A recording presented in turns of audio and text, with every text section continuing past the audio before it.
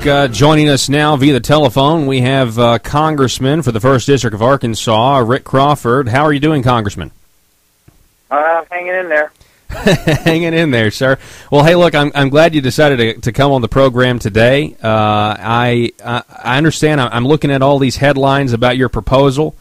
At face value, Congressman Crawford, I got to tell you, a lot of my listeners, including myself, we have a lot of questions about this millionaire's tax. What can you tell us about the proposal overall?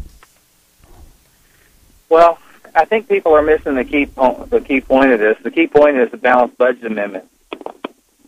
And I've been on your show before and talked about a balanced budget amendment. I don't think there's been anybody stronger advocate of a balanced budget amendment. I was on the BBA task force last year in Congress, and doing everything we can to try and implement a balanced budget, because of the fact that if we don't, what we're getting basically, if we get anything at all, are short-term spending cuts that don't solve anything, and we're going to see Congress putting us right back in the same situation.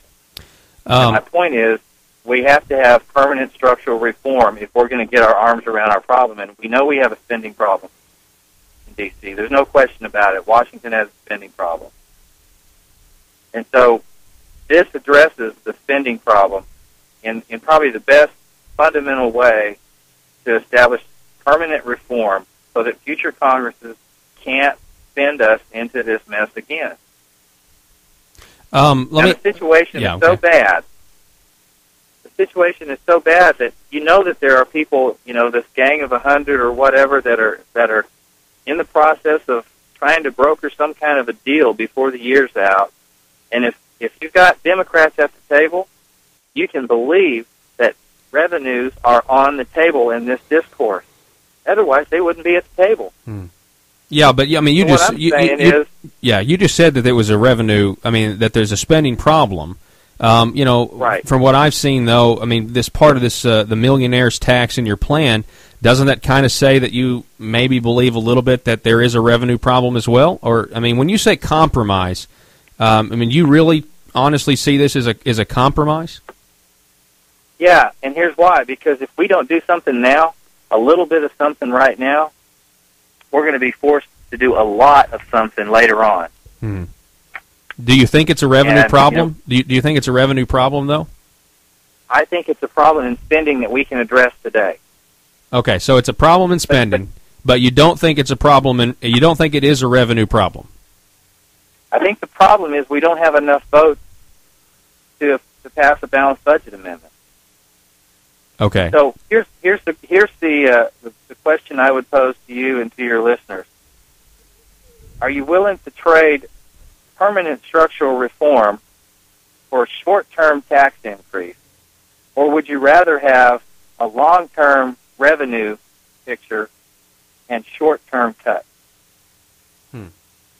I don't know. I mean, I think there might be a lot of people that would be opposed to that just based on the principle of the matter. I mean, this is. I mean, honestly, Congressman, my concern with this is, look, this is again where we're going to take one segment of the population, 2%, 1% of the population, and we're going to say, you know what, they can afford it. It really seems to me it's kind of buying into the other side's language that we've heard, over the last summer and everything else. And, it's only 2%, 1 or 2% of the population. It seems it's really easy to single them out because you're only going to make mad 1 to 2% of the. These are just some of the concerns we have. What do you say to that? Well, what I say is that the only way we're going to address our problem in a meaningful way, long term, is if we take some sort of action that either a balanced budget amendment or some sort of a spending cap amendment that prevents Congresses from spending beyond their means.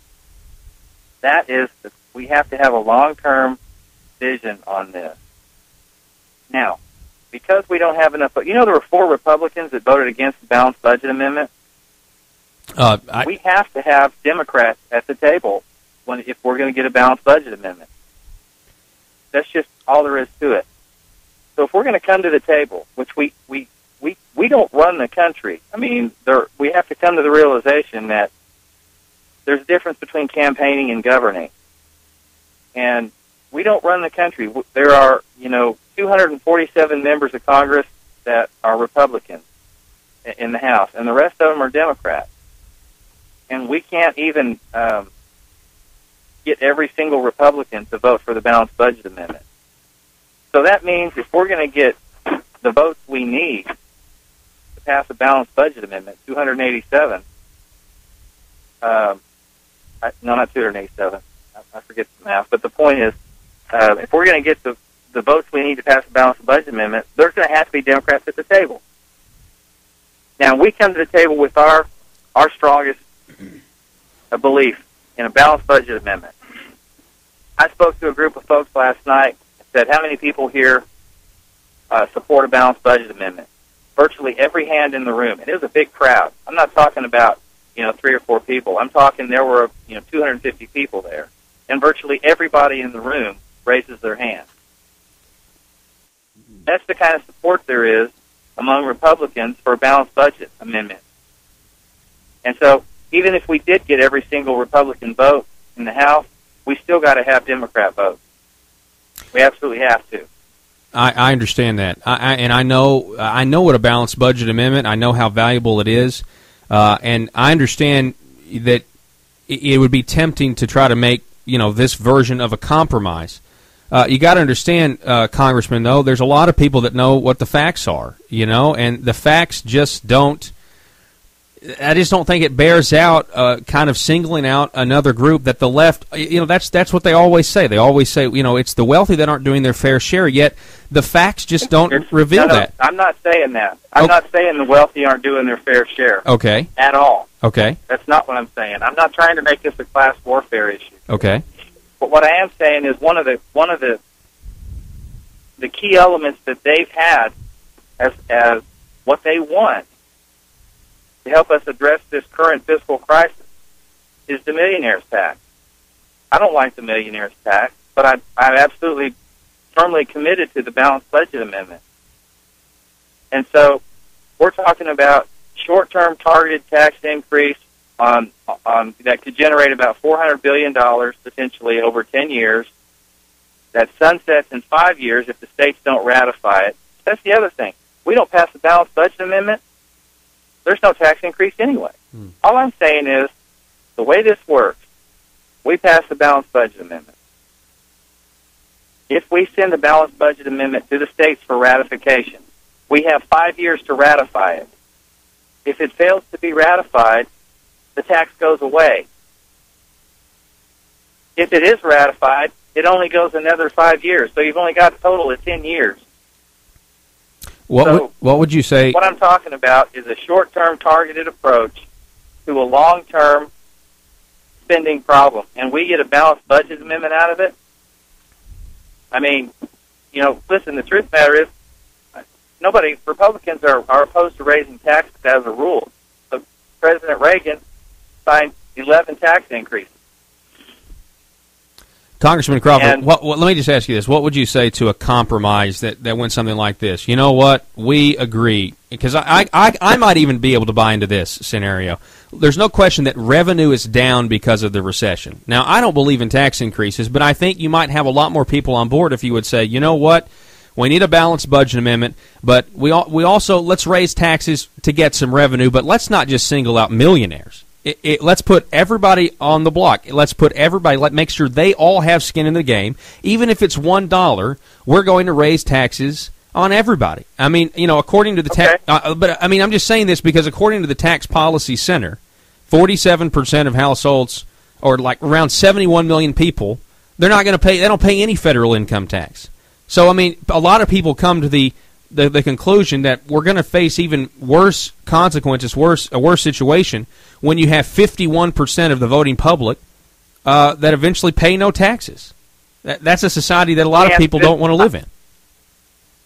If you're telling me that if I came at you with this same argument, but instead of saying a millionaire surtax on $1 million, above $1 million adjusted gross income, so if you make $1 million, you don't pay any more in tax. But if you make $1,000,001, you pay an additional 5% on that $1 that you made above $1 million. Right. So, okay, you're telling me that if I came at you with this same bill, only it's an across-the-board approach. Everybody has a 5% increase. That would be more palatable? No, it would be right.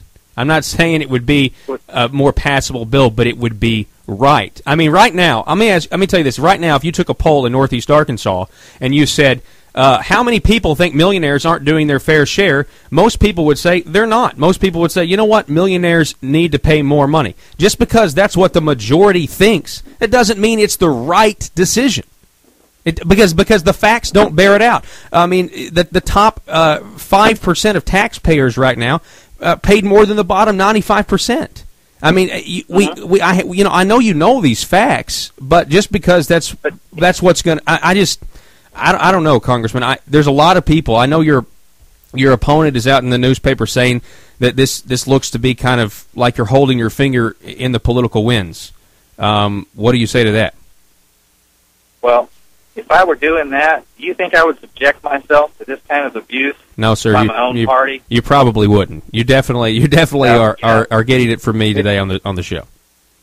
If I were not serious about trying to do something meaningful, if I were not serious about trying to assume a protective posture for our children and our grandchildren, to actually do something responsible that we could look back on in 10 years from now and say, yeah, we got a balanced budget amendment out of the deal, and we have prevented Congress from taking us down this road again.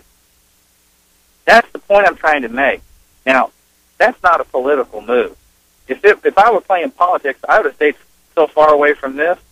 I mean, listen, I'm getting beat up on both sides over this, and at the same time, I'm being patted on the back by people from both sides. This is not one of these issues. I know that we've got folks that are saying it's a tax increase, forget it. But there's going to be tax increase, and we have to adjust to the reality that there are going to be tax increases, because as much as we want to cut, and we're cutting, we're doing everything we can to cut. I mean, look at defense, for example. We're going to put ourselves in such a position that I don't know that we can adequately defend our nation because of the cuts that the defense budget is sustaining, because of what this president wants. Okay, so we've got that to deal with.